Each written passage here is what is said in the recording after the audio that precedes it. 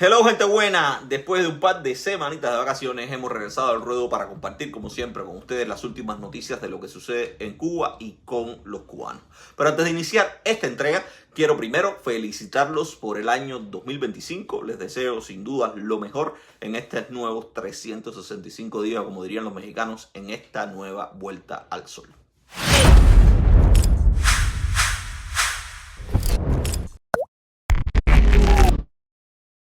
Y para comenzar, sin dudas habría que decir que continuando con su saga de promesas, antes de concluir el 2024, Díaz-Canel prometió, como ya es costumbre, que el 2025 no iba a ser mejor, o iba a ser peor, o iba a ser esplendoroso. Sencillamente iba a ser un año provechoso. Somos un pueblo optimista, resistente y creativo, y tenemos la certeza de que el 2025 será provechoso a pesar de los retos para la realización de objetivos y metas comunes por un desarrollo sostenible.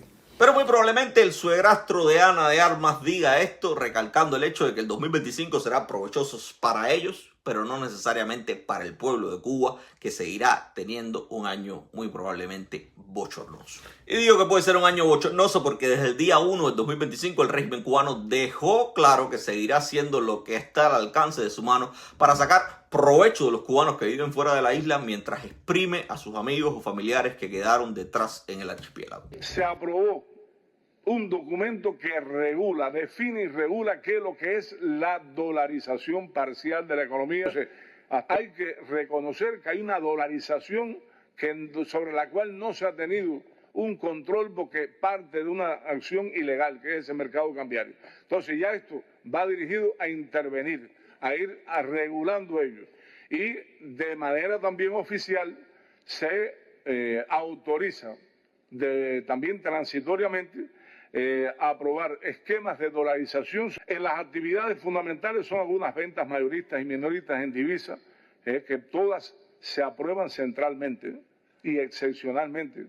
Si nadie puede vender en divisa mañana si no tiene una fundamentación y una aprobación.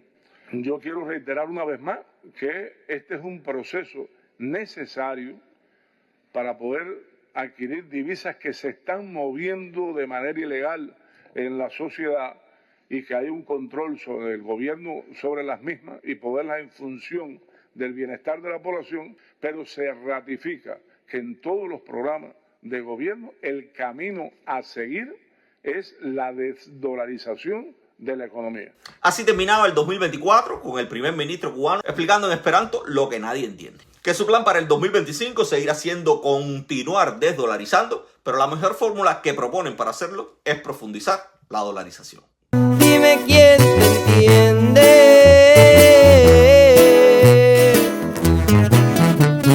Y precisamente con esta lógica torcida que solo ofrece provecho para ellos, arrancaron este año con la inauguración de un megahotel en una de las esquinas de Tercera y 70 en la capital cubana.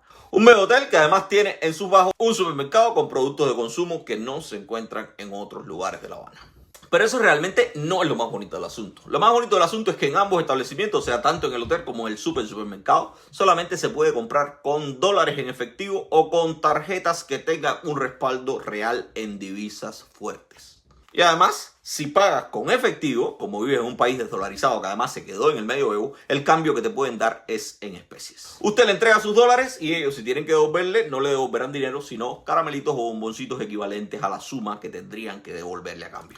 Y este tipo de cosas, por más que muchos se rajen las vestiduras, para otros ya no significan absolutamente nada. Y no significan absolutamente nada porque es parte de un ciclo al que los cubanos parecen estar ya acostumbrados.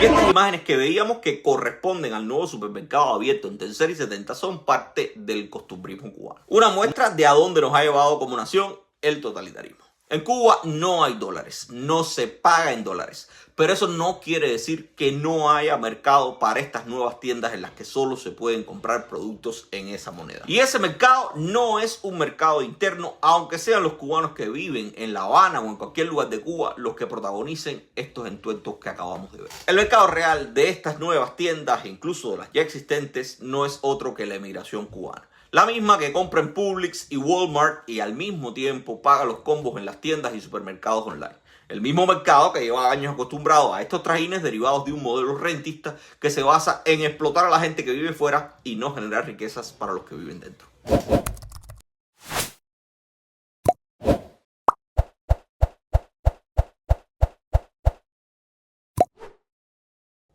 En los 80 fueron las tiendas del oro y de la plata. Espacios en los que la gente podía ir a dejar sus metales preciosos y sus joyas a cambio de recibir una ¡apestosa falsificación hecha de calzoncillos! Bueno, no precisamente una falsificación de ese tipo, pero era algo parecido. Entregabas a cambio oro y plata y ellos te daban unos papelitos a los que oficialmente denominaron certificados de divisa. Pero bueno, lo que quería decir es que con esos certificados de divisas, quienes habían entregado oro y plata podían comprar en tiendas especiales que vendían bienes de consumo que no aparecían en ningún otro lugar.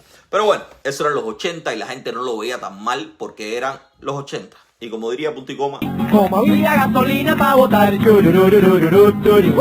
claro, como en los 80 los cubanos vivían en una ficción en la que parecía que realmente había mucha gasolina para botar, no se apreciaba tanto la diferencia entre quienes podían comprar con certificados de divisa y quienes podían seguir comprando troncho enlatado y leche condensada en los mercados regulares. Pero cuando esa burbuja explotó, cuando la ficción de Machenka y el oso desapareció, Llegaron los 90 con la rapidez de un rayo. el régimen cubano se volvió a ver con la soga al cuello y después de años de enviar gente a la cárcel por tener dólares en la mano, permitieron de pronto y sin explicarte nada y sin decir por qué que la gente recibiera, portara y gastara dólares en otras tiendas especiales que crearon. En este caso le pusieron tiendas recaudadoras de divisas. Pero pasó el tiempo y pasó un águila por el mar, como diría el apóstol nacional, y un poquito después decidieron que ya los dólares no los podía tener la gente, sino que ellos eran los que los necesitaban. Y de nuevo, sin decirte nada y sin saber por qué, te cambiaron los dólares verdes por unos papelitos de colores que parecían sacados de aquel juego de mesa inspirado en la absurda idea de Fidel de que la deuda era eterna e impagable. Y así fue como aparecieron entonces los CUC.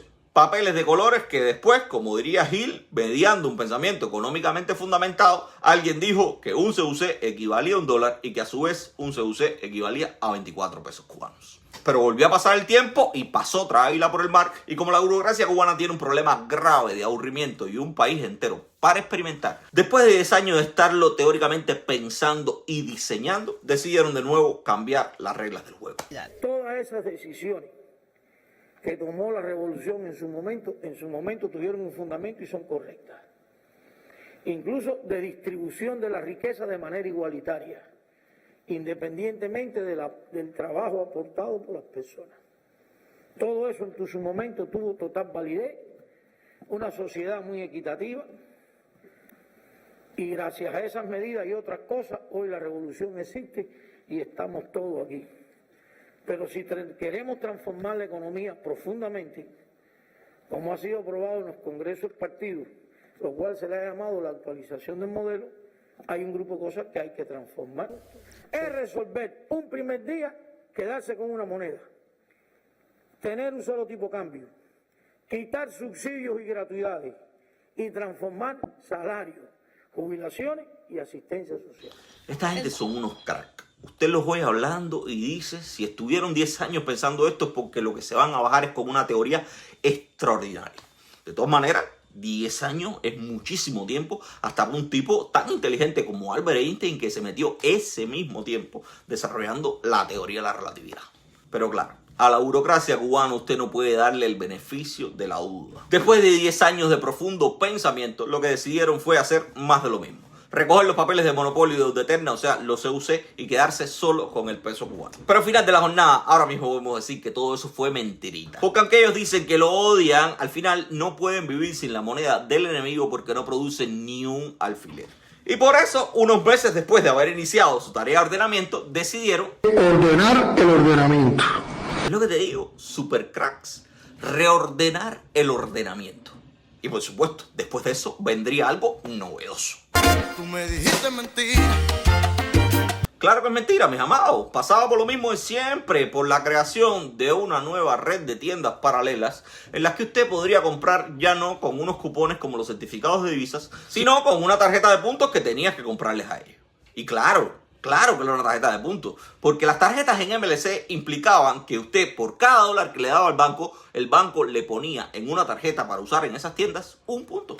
E inventaron eso porque teóricamente los dólares que le quitaban a usted y le convertían en puntos en una tarjeta eran los que les iban a permitir reaprovisionar las tiendas en moneda nacional, al mismo tiempo que dedicarían dinero a la depauperada industria cubana para poder producir productos nacionales. El dinero que está saliendo del país para adquirir estos productos se estima en cifras significativas y debemos captarlo como fuente de divisa para reaprovisionar nuestra industria, las cadenas de tiendas, con el fin también de reaprovisionar nuestro mercado. Loco, es lo que te digo, la hemeroteca no perdona. Pero volviendo al tema, esto que vimos ahora mismo fue hace apenas 5 años.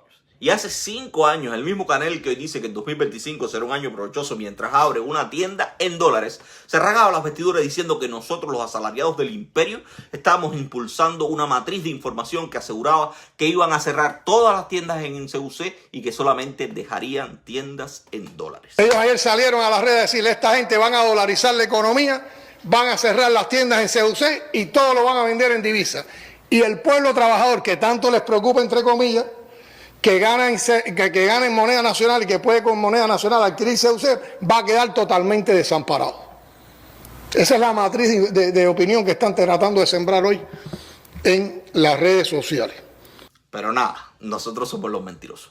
Vaya usted hoy a una tienda en moneda nacional de las gestionadas por el gobierno y dígame qué es lo que encuentra. Y por eso mismo es que digo que ahora lo que estamos viendo no es más que un nuevo ciclo de la película Zulady. ¡Qué barbaridad!